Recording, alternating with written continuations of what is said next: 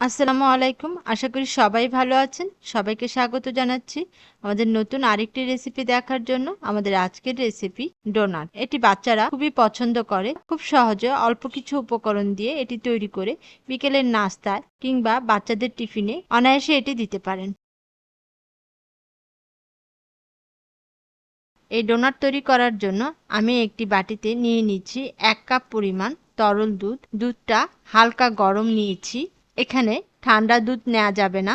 এরপর এতে দিয়ে দিচ্ছি ১ টেবিল চামচ পরিমাণ ইস্ট। ইস্টটা দেওয়ার পর ভালোভাবে নেড়ে দুধের সাথে মিশিয়ে নিচ্ছি। মেশানো হয়ে গেলে এটিকে আমি ঢেকে প্রায় ১০ মিনিটের মতো রেখে দিব। এই ডোনাট তৈরি করার জন্য ইস্টটা অবশ্যই হালকা গরম দুধে মেশাতে হবে, তা না হলে ডোনাটটা পারফেক্টলি ফুলবে না। ইস্ট দুধের সাথে মেশানোর পর ১০ মিনিট রেখে দিতে হবে, তা না হলে ডোটা ভালোভাবে ফুলবে না। ১০ মিনিট পর আমি এতে দিয়ে দিচ্ছি খুবই সামান্য পরিমাণে লবণ, দিয়ে দিচ্ছি প্রায় ১ টেবিল চামচ সাদা তেল, আর দিয়ে দিচ্ছি ৪ টেবিল চামচ চিনি। এরপর দিয়ে দিচ্ছি আমি এখানে ভ্যানিলা এসেন্স, খুবই সামান্য পরিমাণে হাফ চা চামচ ভ্যানিলা এসেন্স দিয়েছি। আপনি আপনার পছন্দ মতো ফ্লেভার অ্যাড করতে পারেন। এরপর দিয়ে দিচ্ছি একটি ডিম। ডিমটা দেওয়ার পর ভালোভাবে নেড়ে সবগুলো উপকরণ মিশিয়ে নেব। উপকরণগুলো মেশানো হয়ে গেলে এতে আমি ২ কাপ ময়দা চালনি দিয়ে চেলে দিয়ে দিচ্ছি। আপনি চাইলে না চেলে সরাসরিও দিতে পারেন। ডোনাট কিন্তু বাচ্চাদের কাছে খুবই প্রিয়। খুবই অল্প কিছু উপকরণ দিয়ে চটজলদি এটি বাসায় তৈরি করে ফেলতে পারেন। এখানে আমি পুরো ময়দাটা একসাথে দেব না, অল্প অল্প করে মিক্সড করব। সম্পূর্ণ ময়দা দেয়া হয়ে গেলে ভালোভাবে নেড়ে মিশিয়ে নেব।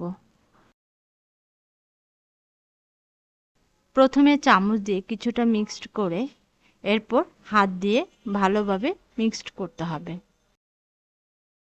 ডোটা যতটা সম্ভব হাত দিয়ে এভাবে ভালোভাবে মিশিয়ে নেবেন। এ সময় হাতে একটু তেল লাগিয়ে নেবেন। ডোটা কিন্তু বেশি শক্তও হবে না, আবার বেশি নরমও হবে না। এই ডোয়ের উপরেই ডিপেন্ড করে ডোনাটের ফুলে ওঠা এবং সফট হওয়া। ডোনাট যদি না ফুলে এবং সফট না হয়, খেতে কিন্তু একদমই ভালো লাগবে না। ডোটাকে যত বেশি হাত দিয়ে এভাবে ভালোভাবে মিশিয়ে নেবেন, ডোনাটটা তত বেশি সফট হবে এবং খেতে অনেক ভালো লাগবে। ডোটা তৈরি করা হয়ে গেলে আমি এর চারপাশে একটু তেল মাখিয়ে নিব।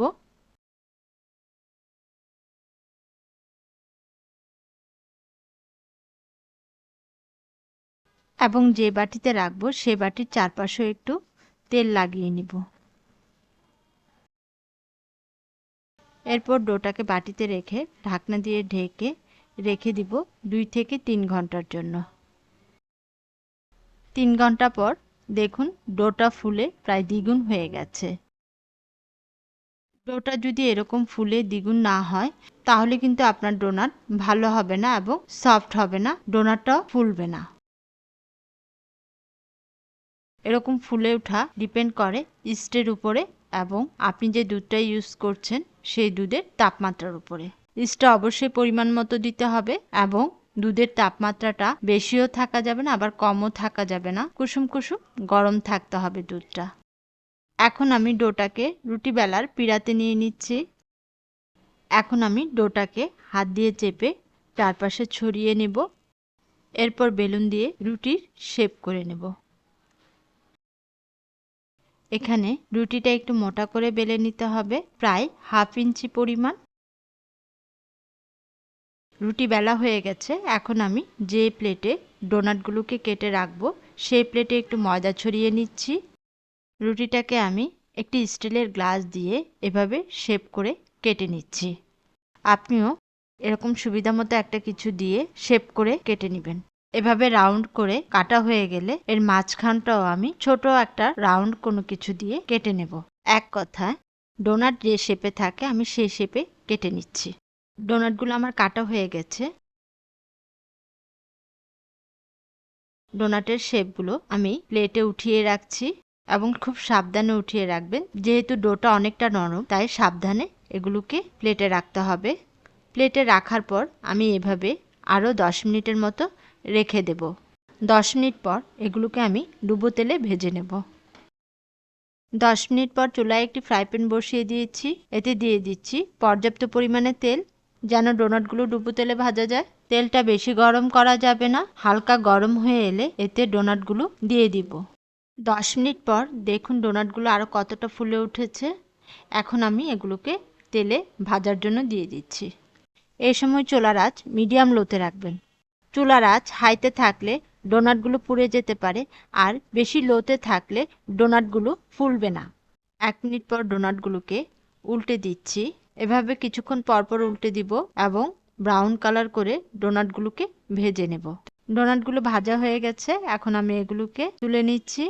এভাবে আমি বাকিগুলো ভেজে নেব। খুব সহজে এভাবে ডোনাট তৈরি করে বিকেলের নাস্তা কিংবা সকালের নাস্তা অথবা বাচ্চাদের টিফিনে অনায়াসে এটি দিতে পারেন।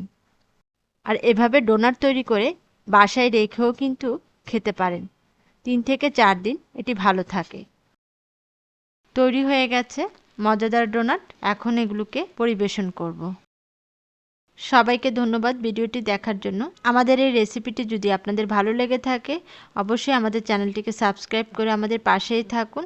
আর পাশে থাকা নোটিফিকেশন বেল আইকনটি প্রেস করে রাখুন, যেন আমরা আমাদের সকল রেসিপি আপনাদের সাথে শেয়ার করতে পারি। সবাই ভালো থাকুন, সুস্থ থাকুন। আল্লাহ হাফিজ।